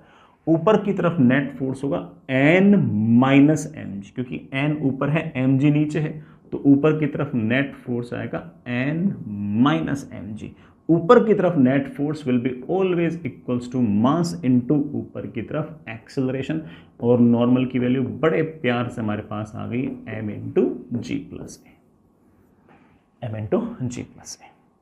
अगर इसी लिफ्ट का एक्सेलरेशन अगर नीचे की तरफ ए होता तो बेटा यहाँ पर g माइनस ए आता। मैं करके भी दिखा दूंगा, लेकिन मेरे ख्याल से आप इस सिचुएशन को समझ गए होंगे। मैं एक डायग्राम और बनाता हूं। मान लीजिए कि बेटा कहानी ऐसी है, ये आपके पास कोई लिफ्ट है, इस लिफ्ट में ये एक मासलेस स्ट्रिंग है और इसके साथ मैंने एक m मास का ब्लॉक बांध रखा है, और इस लिफ्ट का एक्सेलरेशन नीचे की तरफ a है जिसकी वैल्यू है g/3। ये बड़ा आपकी आइडियल स्ट्रिंग है। बस पिछले वाले सवाल में और इस वाले सवाल में क्या अंतर है? पिछले वाले सवाल के अंदर लिफ्ट का एक्सेलरेशन ऊपर था, इस बार लिफ्ट का एक्सेलरेशन नीचे है। बाकी तो बड़ा कहानी मोर और लेस वही है, वहां पर नॉर्मल था, यहां पर टेंशन आएगी। Find tension in string. रस्सी के अंदर क्या टेंशन होगी ये बताओ। रस्सी में टेंशन निकालने के लिए एफबीडी किसकी बनाओगे? ब्लॉक की, क्योंकि ब्लॉक पर फोर्स किसने लगाया? एमजी ने लगाया और रस्सी ने लगाया, और रस्सी ने जो फोर्स लगाया अरे वही तो टेंशन होती है, और क्या होती है। तो आप बड़े आराम से कह सकते हो कि इस एम मास के ब्लॉक को अर्थ पुल कर रही है नीचे की तरफ, कितने फोर्स से? एमजी से। उसके कारण ये ब्लॉक आना चाहेगा नीचे, रस्सी खींचेगी अपनी तरफ किसी टेंशन टी से, और इस ब्लॉक का एक्सेलरेशन है नीचे की तरफ ए। बड़ा मैं एक बार के लिए ए लिखते हैं, बाद में ए को हम g/3 लिख देंगे। अगर एक्सेलरेशन है नीचे तो याद कर बेटा, न्यूटन से क्या कहता है कि एक्सेलरेशन नीचे है तो नेट फोर्स भी नीचे। नीचे की तरफ mg है और ऊपर की तरफ टेंशन है। नीचे की तरफ नेट फोर्स होगा कितना? दिस माइनस दिस, क्योंकि टेंशन उसको अपोज करना ना, इसलिए तो नीचे की तरफ नेट फोर्स कितना होगा? mg minus tension. आप कहोगे नीचे की तरफ नेट फोर्स आ गया mg minus tension, and this net force is always equals to mass into acceleration. Tension की वैल्यू बड़े प्यार से हमारे पास आ गई है m into g minus a. वही तो बड़ा कहानी हो गई, ऊपर की तरफ होगा तो m इंटू जी प्लस ए, नीचे होगा acceleration m into g minus ए। बड़ा वो a की वैल्यू कितनी है?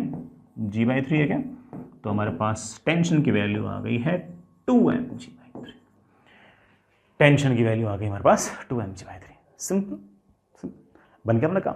धीरे धीरे कम से कम बेटा ऐसी बातों से तुम थोड़ी थोड़ी बातें तो सीख ही रहोगे, फिर हम धीरे धीरे बेटा और नीचे को डेवलप कर लेंगे। अभी तक मैंने क्या याद किया है कि जिस तरफ एक्सेलरेशन है उस तरफ net force equals to mass into acceleration. आगे चलते बेटा, next is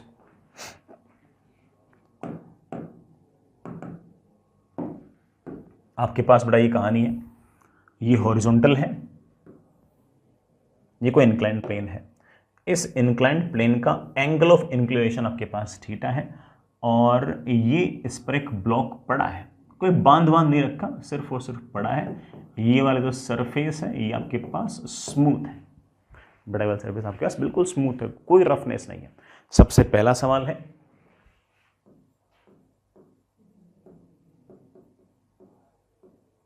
draw FBD of block and find acceleration of block. Block का एक्सेलरेशन क्या होगा वो भी हमें बताएं।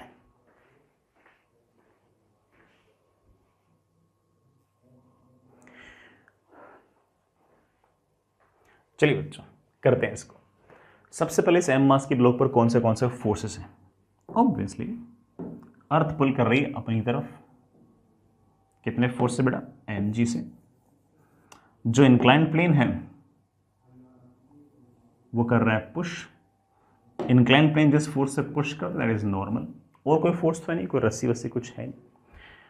अब सुनना बेटा, मैं दो काम कर रहा हूं, एक इंक्लाइंड प्लेन के अलोंग और एक इंक्लाइंड प्लेन के परपेंडिकुलर। आपको कारण भी दिख जाएगा कि मैंने ऐसा क्यों किया। ये है इंक्लाइंड प्लेन के perpendicular, this is perpendicular to inclined plane, और मैंने ऐसी एक लाइन और खींच दी है, this is along inclined plane।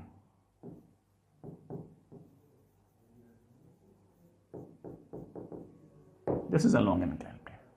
अब आराम से देखना बेटा, हम जानते हैं कि ये वाला एंगल थीटा बड़ा, ये वाला एंगल 90 आएगा, ये वर्टिकल है हॉरिजॉन्टल है, तो ये वाला एंगल 90 माइनस थीटा, तो ये वाला एंगल आपका थीटा। एम जी के दो कंपोनेंट आएंगे, इंक्लाइंड प्लेन के परपेंडिकुलर डायरेक्शन में कंपोनेंट आएगा एम जी का कॉस थीटा, इंक्लाइंड प्लेन के अलोंग कंपोनेंट आएगा एम जी का साइन थीटा। फिर ना हम जानते हैं कि ब्लॉक जो है वो इंक्लाइंड प्लेन के परपेंडिकुलर डायरेक्शन में मूव ही नहीं कर सकता, अगर मूव कर गया तो नॉर्मल तो जीरो हो जाएगा।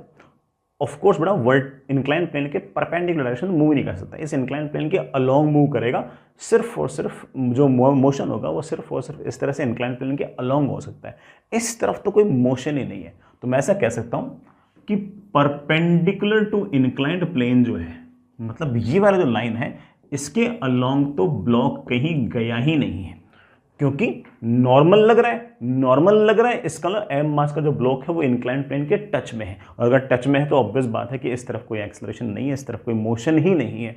तो आप कह सकते हो कि इस तरफ मोशन नहीं है तो this force should be equal to this force, और हम बड़े प्यार से बोल सकते हैं कि नॉर्मल की जो वैल्यू आएगी वो एम जी कॉस थीटा के बराबर आएगी। तो इंक्लाइंड प्लेन के परपेंडिकुलर डायरेक्शन के अंदर तो फोर्सेस ने बैलेंस कर दिया है, लेकिन इंक्लाइंड प्लेन के अलोंग एक ऐसा फोर्स है जिसको कोई बैलेंस नहीं कर रहा। कौन? mg का एक कंपोनेंट, कौन सा? Sine theta. उसके कारण हमारा जो ब्लॉक होगा उसके पास एक्सेलरेशन आएगा, किधर की तरफ आएगा? Down the incline. फोर्स है डाउन द इंक्लाइन, बड़ा इसको हम बोलते हैं अप द इंक्लाइन, इसको हम बोलते हैं डाउन द इंक्लाइन। फोर्स है डाउन द इंक्लाइन तो ऑफ कोर्स एक्सेलरेशन भी है down the incline. Force down the incline, बेटा मैं अब न्यूटन्स लॉज ऑफ मोशन लगा रहा हूं, along inclined plane, and F is equals to of course mass into acceleration. Force किस तरफ लिख रहे हो? इंक्लाइंड प्लेन को। कितना आ गया है? सिर्फ mg sin थीटा। सर बाकी फोर्स क्यों नहीं लिख रहे? अरे भाई बाकी सारे के सारे फोर्स तो इंक्लाइंड प्लेन के परपेंडिकुलर हैं, मुझे फोर्स सिर्फ किस तरफ लिखना है? इंक्लाइंड प्लेन के अलोंग लिखना है। इंक्लाइंड प्लेन के अलोंग तो सिर्फ एक फोर्स है, वो कौन है? mg का एक कंपोनेंट, कौन सा? mg sin थीटा। This net force is always equals to mass into acceleration, mass से मास कैंसिल, और ब्लॉक के पास एक्सेलरेशन आ गया है इंक्लाइंड प्लेन के अलोंग, कितना बेटा? g sin theta. ये आपका आंसर है। आई रियली होप कि बेटा आपको सारी के सारी बात समझ में आई गई होगी। सिंपल सी बात थी, इस तरफ कोई एक्सेलरेशन नहीं है, so this should be equal to this. इस फोर्स को बैलेंस करने वाला कोई नहीं था, तो ब्लॉक के पास इस तरफ एक्सेलरेशन होगी, और इस स्मूथ सरफेस पर लगातार ब्लॉक की स्पीड लगातार बढ़ती जाएगी, बढ़ती जाएगी, बढ़ती जाएगी। अगर आप इसको छोड़ दोगे तो, और स्पीड बढ़ाने की जिम्मेदारी किसकी है? mg sin थीटा की है, और वो एक्सेलरेशन आया कितना? g sin थीटा आया। आई रियली होप बेटा आप सारी की सारी बात समझ ही गए होंगे। अभी तक तो आसान लग रहा होगा, आगे चलो।